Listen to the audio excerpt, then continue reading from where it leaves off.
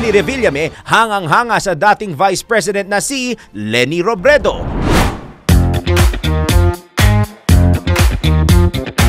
Para sa aking balitang showbiz, malaki ang panghihinayang ni Willie Revillame dahil kamakailan lang niya nakilala ng gusto si dating Vice President Leni Robredo. Sa kanyang game show na Will to Win, ikinuwento ni Willie na nagbigay siya ng ayuda sa mga sinalanta ng Bagyong Christine sa Naga City kung saan idinaan niya ito kay dating Vice President. Sinay pa nito na isang cheque na nakakahalaga ng 3 milyong piso ang iniabot niya kay Robredo kung saan labis-labis daw ang pasasalamat nito sa kanya. Nangako rin daw si Robredo na ipadadala sa kanya ang resibo kung saan ginamit ang 3 milyon kung saan sinabihan niya raw ito na kahit wag na siya nitong bigyan ngunit nag-insist umano ang dating Vice President. Sinabi raw ni Robredo na bawal sa kanila ang walang resibo dahil ina-account ang lahat ng mga donasyon.